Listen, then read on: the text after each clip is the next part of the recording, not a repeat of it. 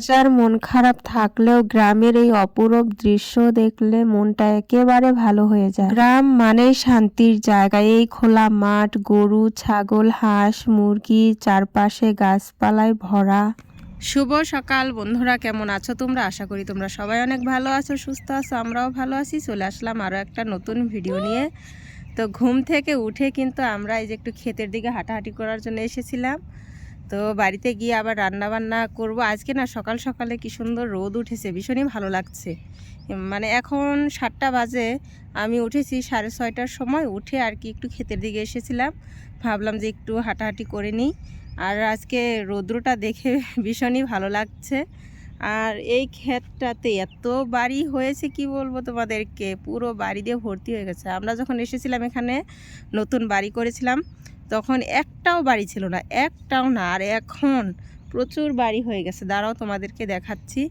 আর এই যে দেখো, শুনুটা উঠে পড়েছে আমার সাথে সাথে, মুখটা একদম মানে গোংরা মুখ করে রেখে দিয়েছে।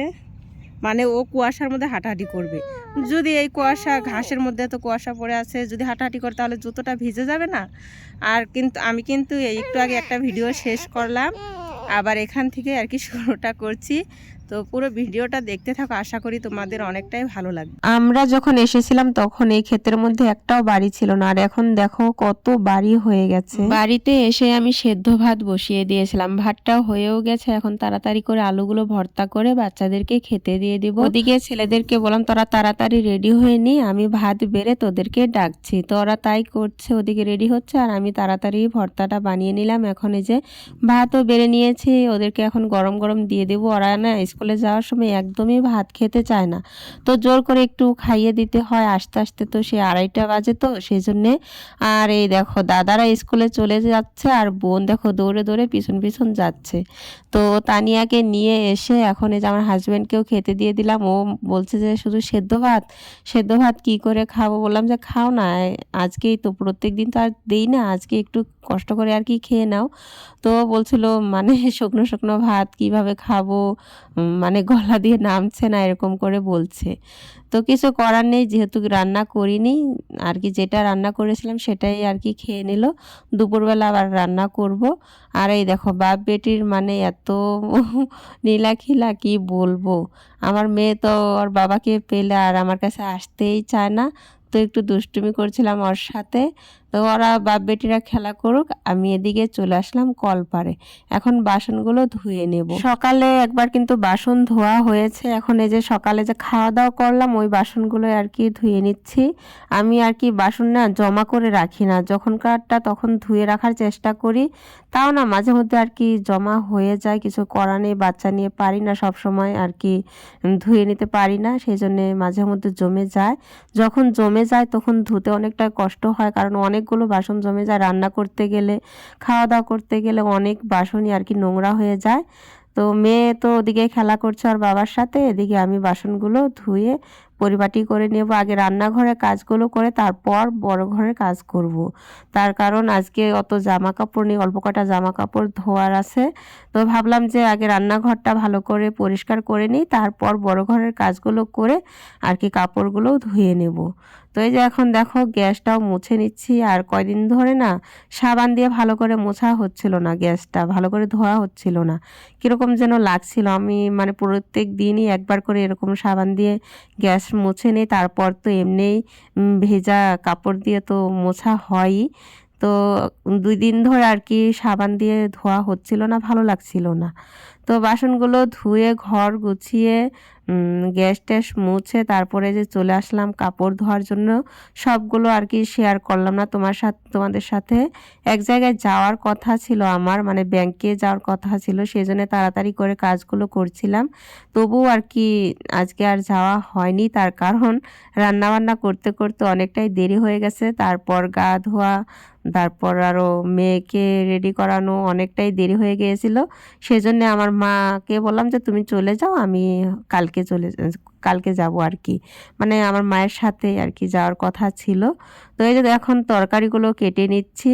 আজকে রান্না করব হচ্ছে মূলো আর আলু দিয়ে একটা তরকারি হবে, আর পালং শাক দিয়ে আলু দিয়ে একটা তরকারি হবে। তো একটা কাণ্ড ঘটে গেছে। কালকে না এই যে বাজার করে নিয়ে এসেছিল, তোমাদের সাথে তো শেয়ার করা হয়নি, আমিও দেখিনি রাত্রেবেলা কি বাজার করে এনেছে না এনেছে, মানে বাজারের ব্যাগের মধ্যেই ছিল। তো যাই হোক, আমি এই ঘরে সকালে বাজার খরচাগুলো নিয়ে এসে আর কি দেখলাম কি কি এনেছিল হচ্ছে মূলো, পালং শাক, তারপরে বেগুন, না বেগুন আনেনি, টমেটো, তারপরে পেঁয়াজ, একটা মিষ্টি লাউ, এইগুলোই আর কি এনেছিল, ধনেপাতা, আর শুটকি মাছ এনেছিল। তো শুটকি মাছ আমি না দেখছিলাম, আমি ভেবেছিলাম যে হয়তো আনেনি। তো এই তরকারিগুলো কাটছিলাম, তখন আমার হাজব্যান্ড বললো যে শুটকি মাছগুলো বের করে নিয়েছো? বললাম যে না তো, শুটকি মাছ কই, আমি তো দেখতে পাইনি। ও বললো যে কেন, এনেছি তো। আমি বললাম কি জানি, আমি তো দেখতে পাইনি, দেখো তো, মনে করে যে দোকানে রেখে এসেছো কিনা। ও মাঝে মধ্যে না এরকম করে, দোকানে রেখে চলে আসে। তো ও বললো যে না, আমি কালকে রাত্রেবেলা নিজে হাতে রাখলাম, আমি দেখেই তো রেখেছি। তো জানি না কি হয়েছে, দেখতে দেখতে এখন দেখি যে আর কি ঘরের পাশে শুটকি মাছের আর কি যে ঠোঙার মধ্যে এনেছিল কাগজের মধ্যে, ওটা পড়ে আছে। তো আমি দেখিনি, আমার হাজবেন্ডই আর কি দেখেছে। ও বললো যে এই যে এইখানে শুটকি মাছের এই ঠোঙাটা কি করে আসে। আমি বললাম যে কি জানে, আমি তো জানি না, আমি তো দেখিনি, তো তুমি বাজার করে এনেছো, তুমিই জানো। তো তারপরে আর কি বোঝা গেল যে বিড়ালে নিয়ে গিয়ে আর কি ঘরের পাশে বসে বসে আর কি খেয়েছে। তো আমি দেখিনি, এখন পর্যন্ত দেখিনি, ঘরের পাশে যাইও নি, আর দেখতেও পাইনি। তো তোমাদের সাথে কথা বলতে বলতে এই দেখো আমার কিন্তু রান্না বান্না ওদিকে হয়ে গেছে, আর এই যে এখন উঠোনটা ঝাড় দিয়ে নিচ্ছি। উঠোনটা ঝাড় দেওয়া হলে আমি আবার গা ধুয়ে তারপর আর কি খাওয়া দাওয়া করবো। এখন বাজে হচ্ছে 2টো, মানে এতটা দেরি হয়ে গেছে কি বলবো তোমাদেরকে। আর কিছু কাপড় চোপড় তো ধুলাম, বাচ্চাদের স্কুল ড্রেস এইসব ধুয়ে দিয়েছি। তার কারণ ওদের ড্রেসগুলো না প্রত্যেক দিন ধুতে হয় আমাকে, যেমন আজকে পরে গেল, কালকে ওটা ধুয়ে দিতে হবে। 2 জোড়া করে ড্রেস, তো 1 জোড়া আর কি রেখে যায়, আর 1 জোড়া পরে যায়, এরকম করে আর কি প্রত্যেক দিনই ধুতে হয়। অনেকক্ষণ পর আসলাম তোমাদের সামনে, এখন কিন্তু 6:30টার মতো বাজে। তো আমি এখন চা বানাতে চলে এসেছি, আর দিনের বেলায় কিন্তু চালের গুঁড়া করে রেখেছিলাম, আতর চালের গুঁড়া। তো সেটা আর তোমাদের সাথে শেয়ার করা হয়নি, আমি গা ধুয়ে খাওয়া দাওয়া করে তারপর কিন্তু চালের গুঁড়াটা করেছিলাম।